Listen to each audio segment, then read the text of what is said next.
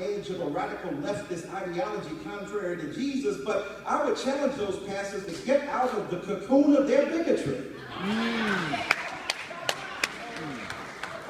So unashamedly and unapologetically, I articulate a troublesome ethic to bigoted believers who are really sexual rednecks, who are incapable of acknowledging the radical liberating potential of God by trying to justify their assault upon one group of individuals who are minority by reference to their own oppression. So that folk themselves who've been oppressed gonna turn right around and oppress somebody else. Talk. So I just want to give honest answer. Yes, sir. To the challenge to us, which was brilliantly argued, but I gotta say that I'm a paid pest. My job, role, and responsibility is to raise questions that challenge white supremacist logic. My role and responsibility is to daily engage in a ritualistic resistance to the offense of oppression, no matter where it manifests itself. And when I go on television and white folk be mad because I don't back down, I'm not no pastor, that ain't my genius or gift. I pastored 3 churches, the last one invited me out when I tried to ordain 3 women. That's not my stilo. I'm not mad at him. I love black pastors, but that ain't my calling. My calling ain't to give revivals each year like this genius right here that will elevate and edify black people by joining black popular culture to the religious sensibilities. But what I do, I fight bears with switches. I engage in rhetorical warfare against people who would use invidious comparisons to the lack of black humanity. I stand tooth and nail in opposition against those who would be intellectuals to articulate rational and irrational basis for the subversion of black identity and other vulnerable identities. I stand up and I swing unapologetic against that. And I stand up, and when I go on TV like I did the other day, and because I had the unabashed temerity to mention race, quoting Oprah Winfrey, who said that a lot of this stuff against Barack Obama ain't nothing except cause he a black man in America. And I'm not going to be cowed by paid unprincipled deference to white folk who are insecure or incapable of acknowledging the tremendous stirring reality that race continues to operate in America, and we got to tell the truth about it. Even with a black man in the White House, a Negro living in public housing has not repudiated the vicious premises of white supremacy. That's just kind of what I do. But at the same time, at the same darn time, Yes, sir. I got to swing close at home. And I got to say that I done had so many black preachers tell me that I done lost my soul. That might be true. But it's not evidence because I stand with gay people.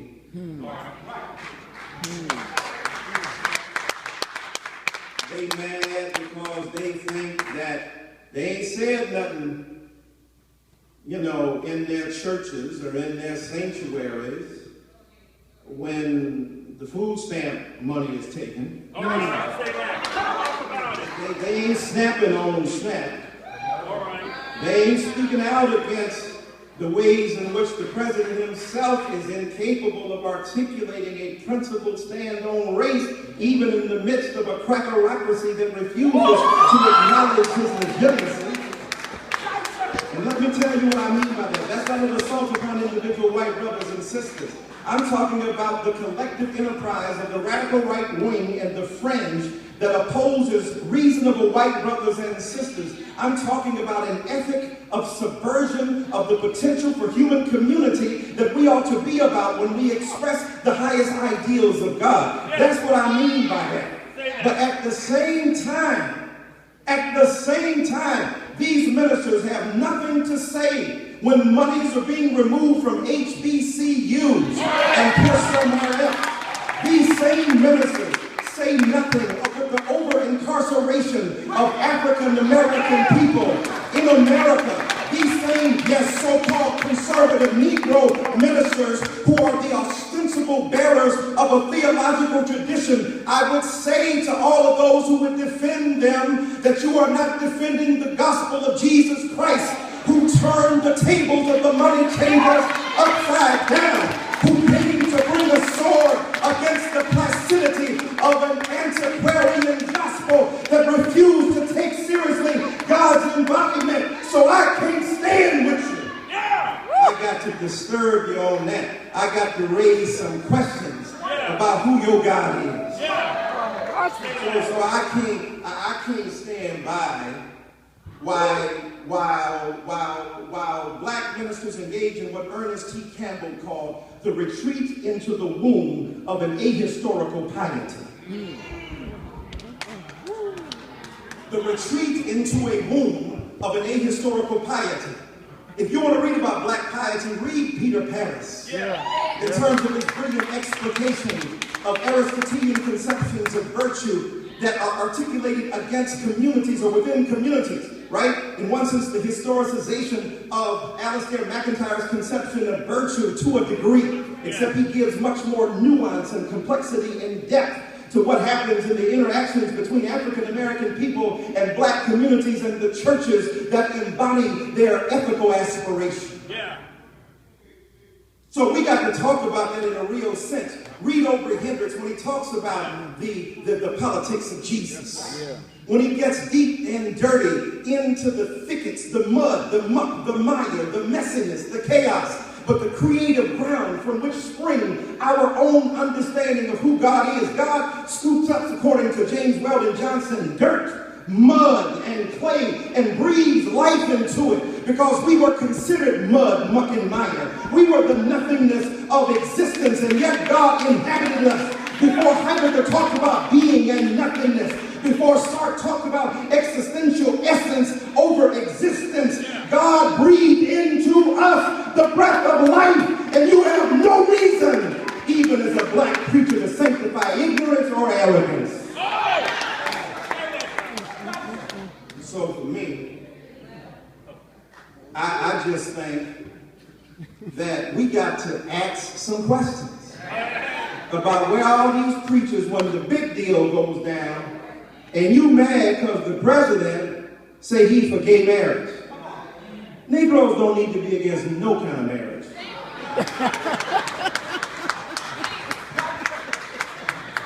Huh? We need to get our numbers up. If a roach gets married in a black household, count that as a black marriage.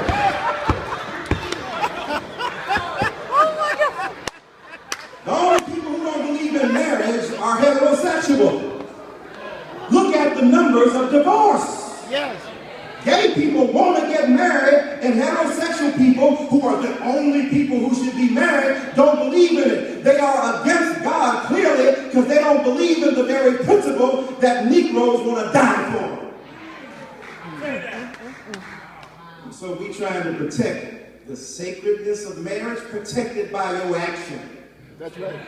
Protected by your behavior. I'm speaking to myself. Anybody else can over here. I'm challenging myself to step up and be a better man. Here we out here protecting marriage against gay people who want to love and be faithful to one another, and us heterosexuals don't even know how to spell loyalty, fidelity, commitment. I'm talking to myself. If you understand, you understand. And so now Negroes get in a twist because Obama. Now, we know he was faking. He already believed it. That's right. We know how it goes. He out here got to act like he had a revelation. His revelation was called Joe Biden. Joe Biden, the blackest thing in the White House. Joe Biden just got here and started talking. Because he believed in it. He said, yep, I believe in that, man. And Obama was like, damn it, now I got to come out here because I can't contradict the vice president. He's that dude, Joe Biden. Biden's just out there at the NAACP talking real talk to Negroes in language we understand. So Joe Biden got out there. That's how the revelation of God came. A strategic intervention politically forced Barack Obama to show his hand. And so I'm glad he stood with, look at the symbolism of choosing Robin Roberts. Signifying his own complicity with opening up the channels of communication between black communities that have been set at odds with each other. So Obama then says, I've had an evolution of thought. Whatever it is, you made the right decision. You ain't got no right to be telling nobody who they can marry. Negroes who used to not be able to marry who we wanted to marry, no recognition of the state for our marital bonds. That's why we jump in brooms. The official sanctification of religion, of marriage, was not the case in black communities except when we introduced that ethic into our own culture. So the dominant white society did not recognize us as married. How are we going to turn around and say, oh, but that's different? They chose to be gay. Really? When did you choose to be heterosexual? That's right. What, you woke up one day at 8 years old? You went up to your mama, look, I'm going to be hollering at these hoes.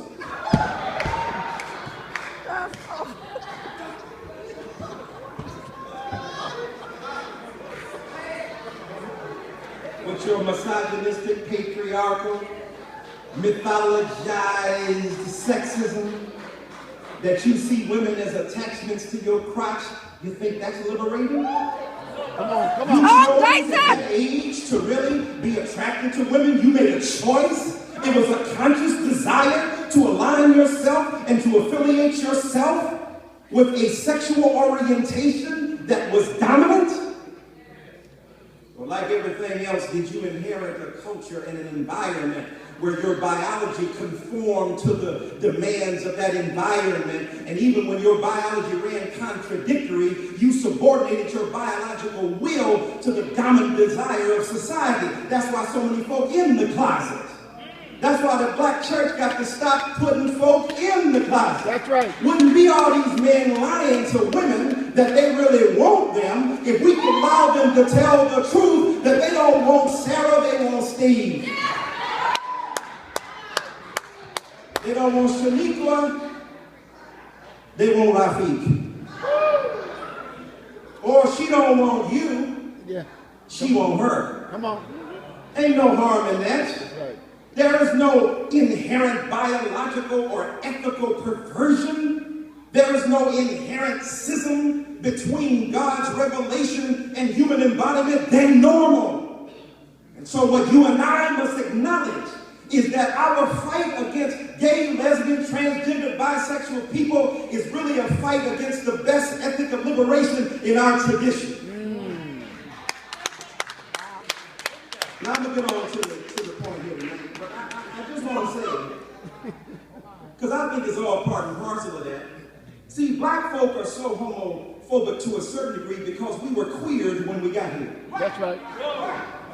See, our heterosexuality was seen through the prism of otherness and strangeness. If we were to get philosophical and theoretical, it would be the subaltern and the alterior, the alterity, right? We could even get, postmodern.